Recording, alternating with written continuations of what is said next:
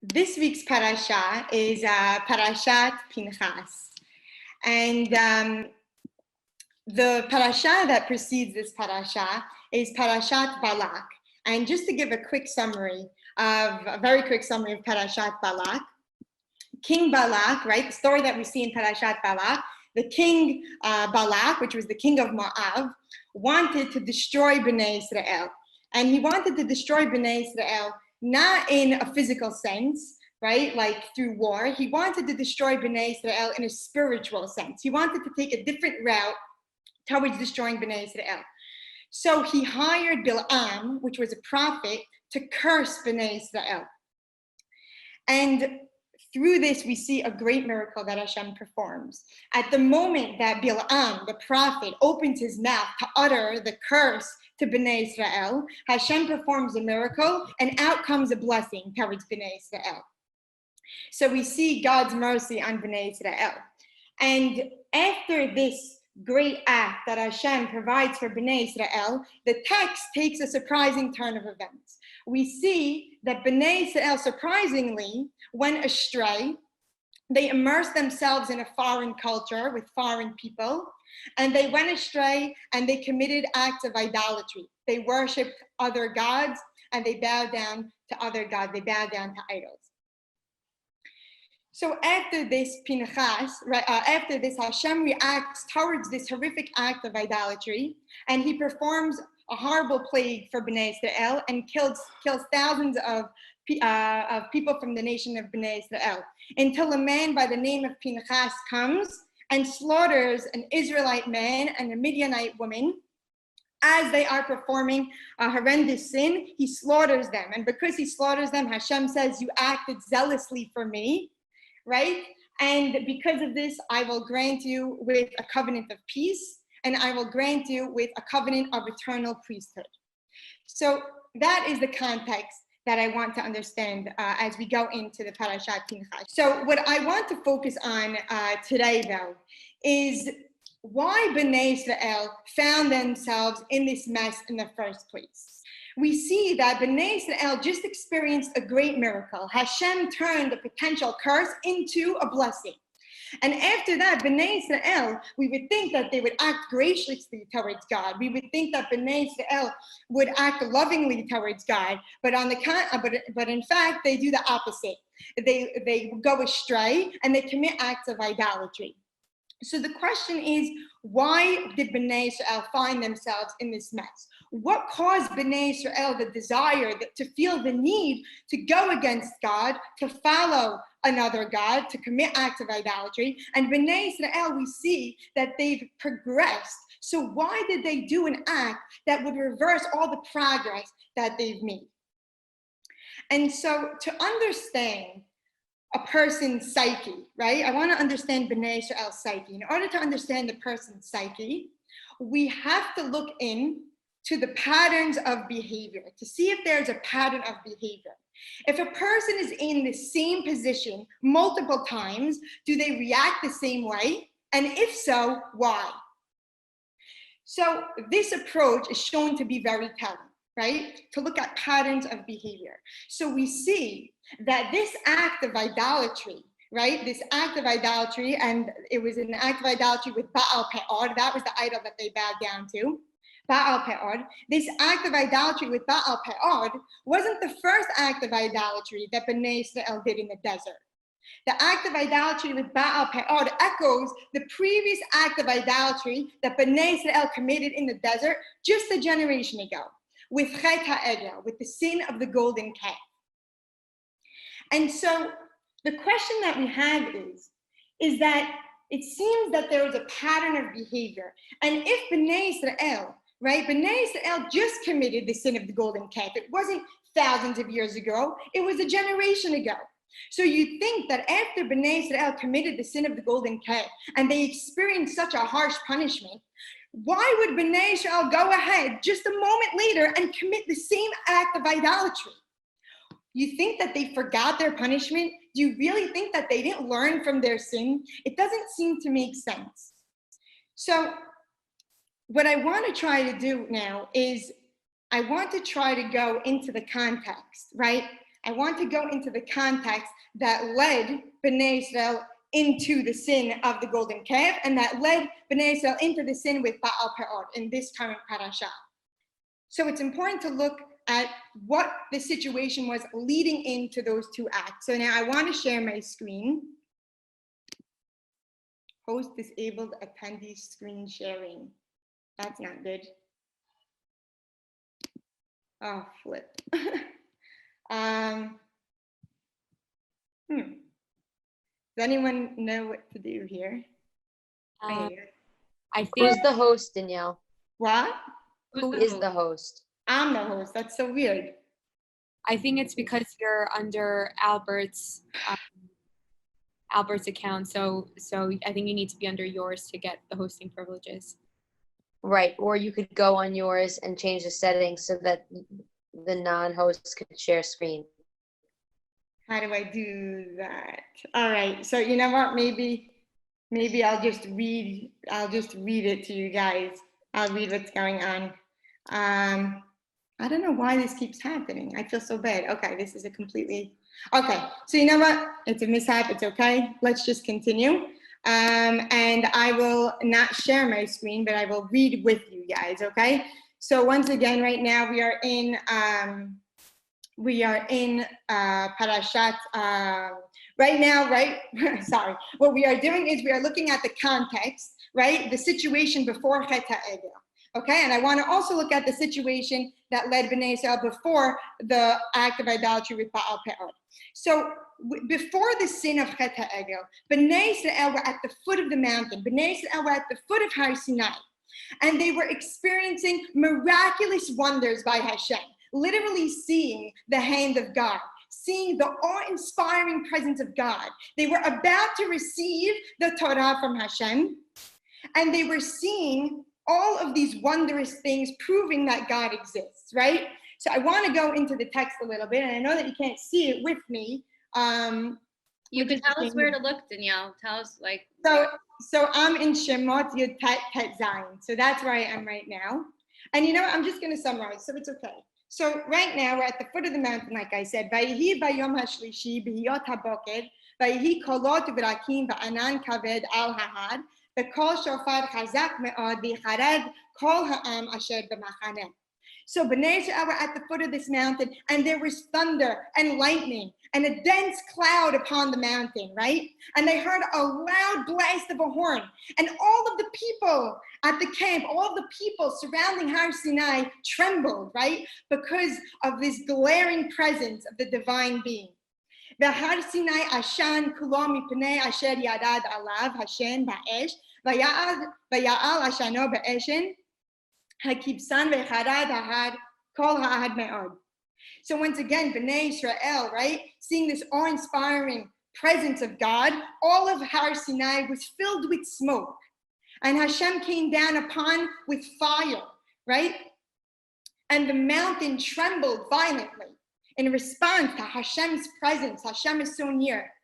Okay, and the text continues, right, to show the awe-inspiring presence of God. Vayihi kol hashofar holech v'chazek me'od Moshe.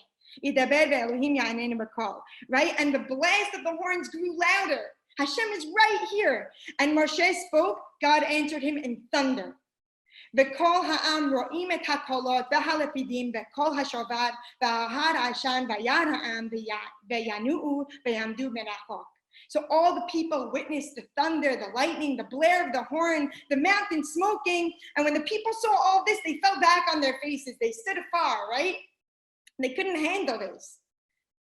So ultimately, right, Hashem is saying, Vayomer Hashem al Moshe, Ko tomar el bnei Israel, atem re'item ki min hashamayim dibarti etchem. Hashem is literally telling Moshe, tell bnei Israel, you yourself saw that I spoke to you from the heavens.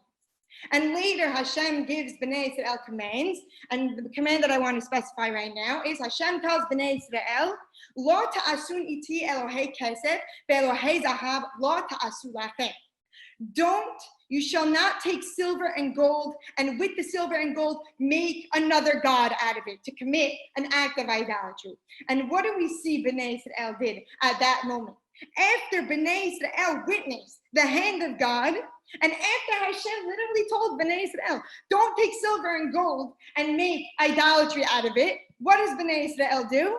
Chet ha'egel, the sin of the golden calf, literally taking the gold and creating a calf to commit an act of idolatry, literally doing the thing that Hashem said not to do. So this is the situation preceding Chet ha'egel. Now I want to go into the sin preceding the other act of idolatry, the sin of Baal Peor. So just to give a context like I gave before, right? Balak, the king of Moab, hires Bil'am, the prophet, to curse Bnei Israel. So let's go into the context here.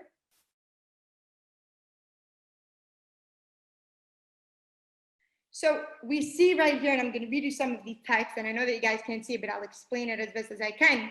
But when Bil'am was about to open his mouth to utter a curse to Bnei Israel, Hashem made Bil'am utter a blessing towards Bnei Israel. And this is the blessing that he gives them, right?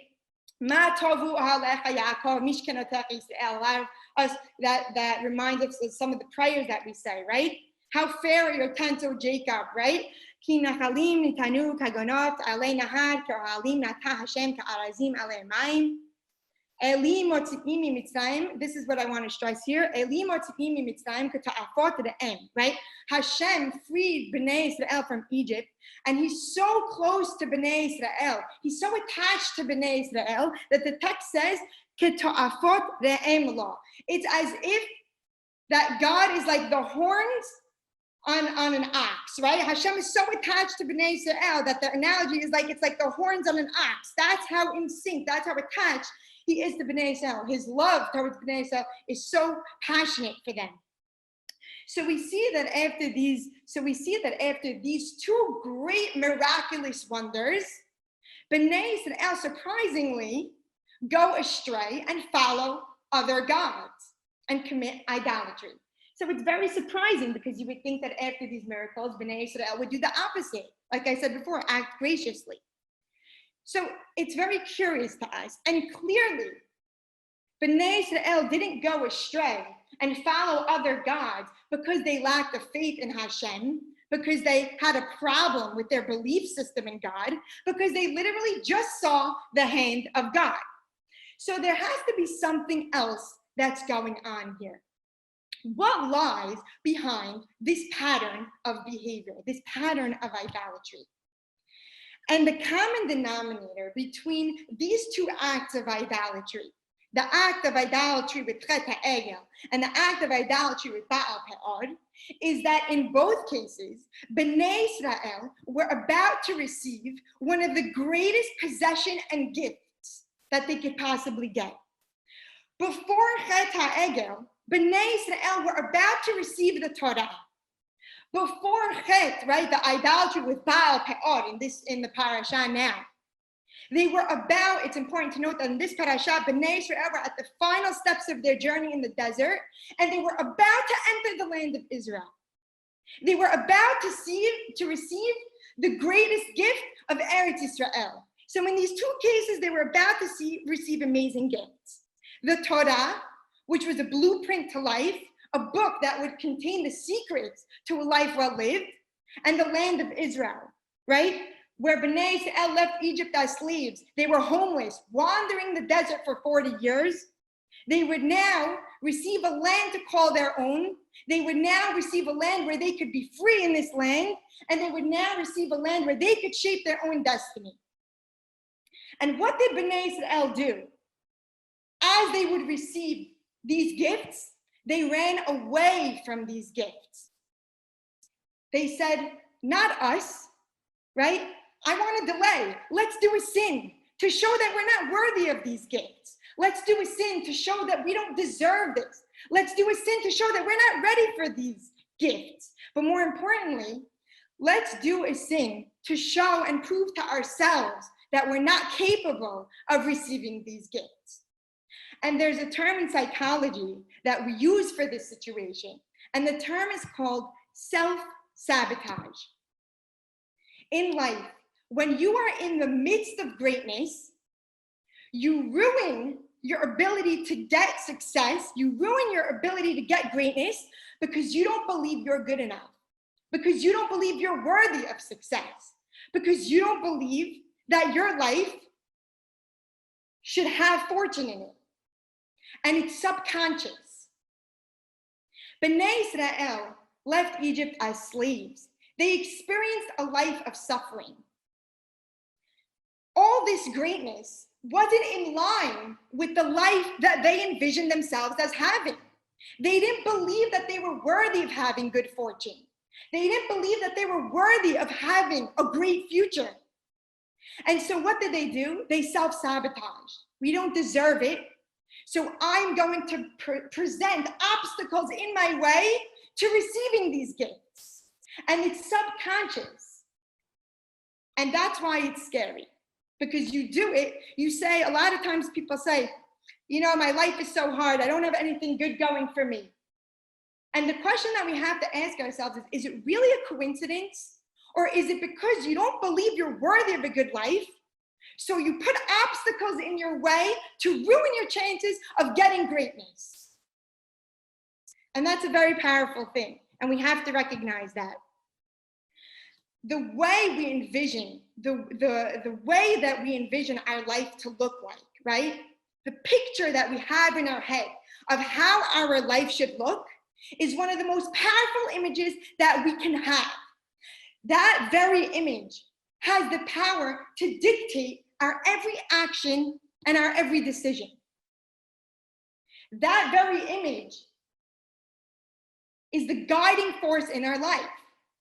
And that very image ultimately, right, subconsciously, we will allow ourselves to turn that image into a reality. We will take steps to turn the image that we have of our life into a reality.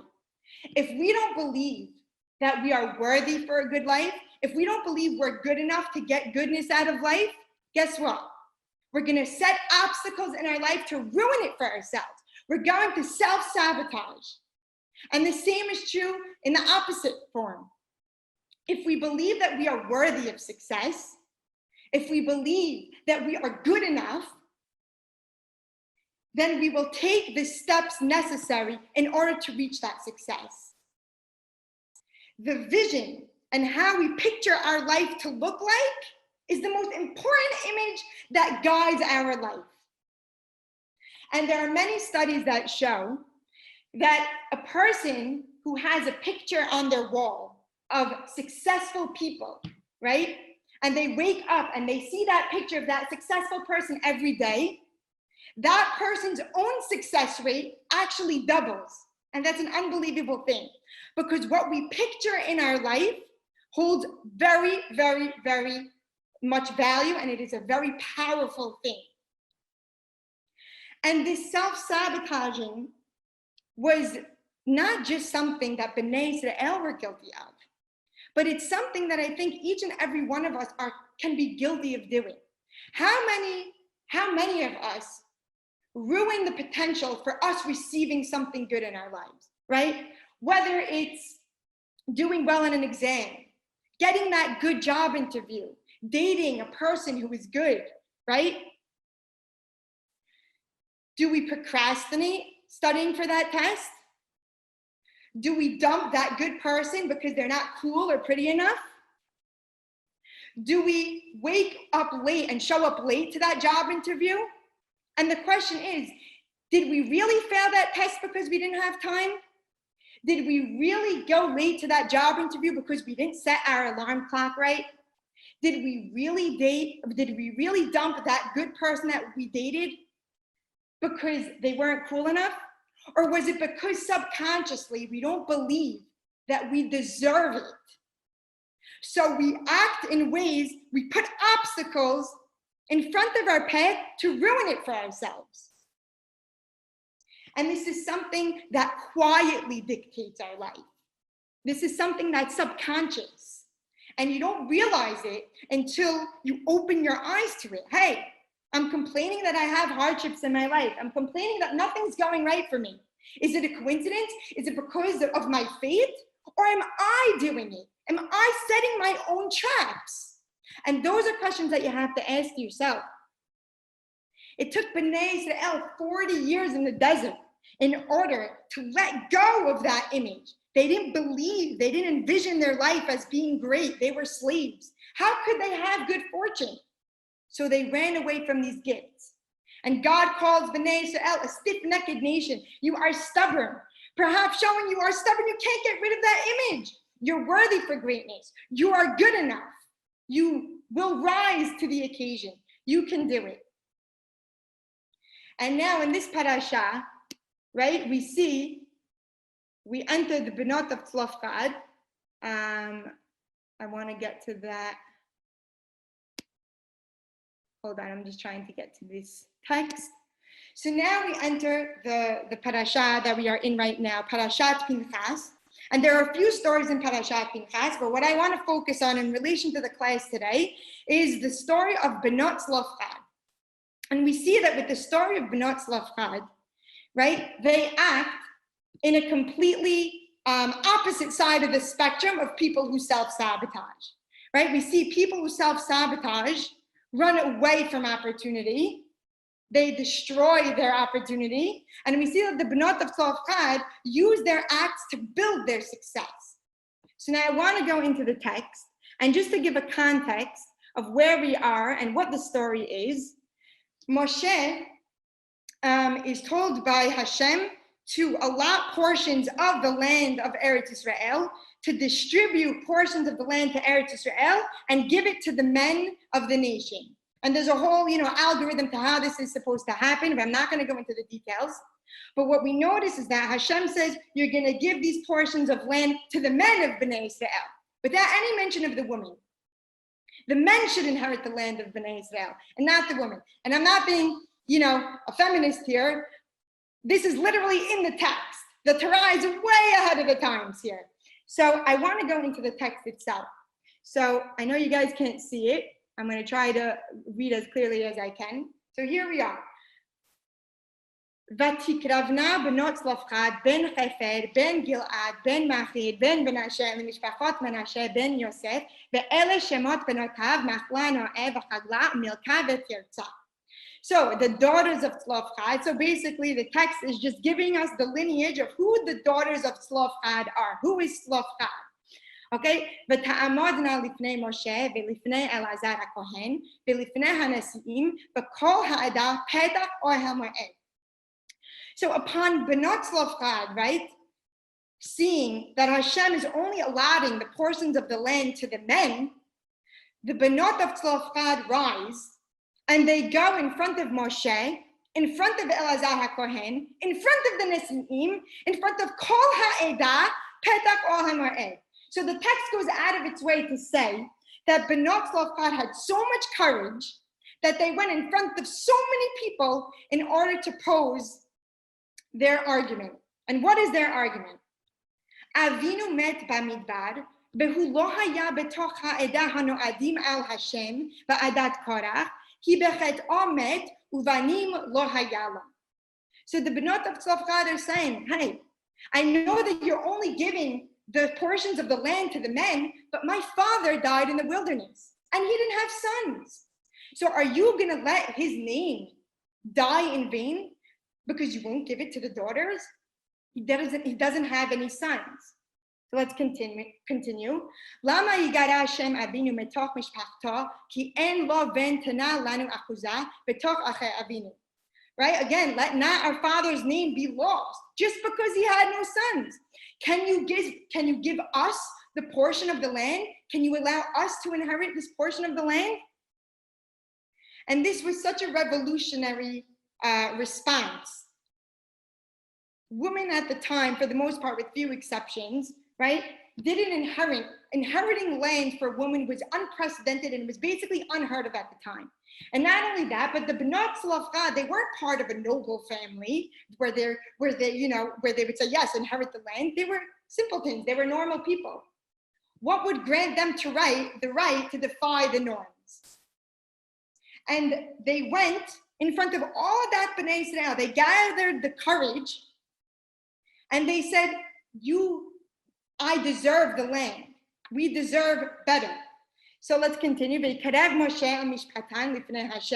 Hashem brought this case that Benot Chlofad are arguing before Moshe brings this case before Hashem. And what does Hashem respond? Ken Benot Chlofad Dobrot Natan Titen Lahem Achuzat Nachala B'toch Achei Avihem V'havarta Et Nachalat Avihem Lahem. So the plea, right? The argument that the daughters of Chlofad are having, it's just, it's righteous. And I want you to give them a land. And because of this, because they argued this, for future generations, if a man does not have sons, I want you to give the inheritance of the land to the daughters. So we see that if Benot Chlofad didn't believe that they were worthy, if Benot Chlofad said, I'm a woman, I can't inherit land, I'm a nobody, I'm not a noble person, if they allowed those voices to be loud in their head, they would have never gathered the courage to speak up for their rights and to try to grasp something better for themselves in life. And it all stemmed from the fact that they had courage, they had confidence, and they believed that they deserved something great. They believed that they were worthy. And what we learn here is that self-sabotagers, they do acts that destroy their success. But the Benot Chlofad, because they believed they were worthy, that was the recipe for them getting their success. And that's a very powerful thing. And we learn from here that if the Benot Chlofad, right, in order to achieve success, you can't sit idly by. You have to act. You have to put yourself in an uncomfortable position. And that's how success is gotten. When you don't sit idly by, when you attack life by the horns. They didn't let that injustice befall them. They said, no, wait a minute, this doesn't sound right. My father's not going to have inheritance because he had no sons. Give it to the daughters. And they spoke up. And so we learned that in life, in order to get success, a lot of it is on you. Just as people who complain that their life is hard. It may not be because their life is hard. It may be because you're taking acts to make your life hard. It goes the same way for a person who's successful in their life. They have the courage to put themselves in uncomfortable positions. They believe they're worthy for success, and therefore they act upon it. And with that, I leave you guys a Shabbat Shalom. I apologize with all the technical difficulties. Let me unmute you guys now. So, bye guys. I mean, if anyone has anything to say. Thank you, Danielle. All right, guys. It was a pleasure. It was a pleasure. And hopefully I will see you guys next week. Every Wednesday, 8 o'clock. Beautiful, Danielle. Very nice. Bye, guys. Bye. Thank you, Danielle. Beautiful. Love you. Bye.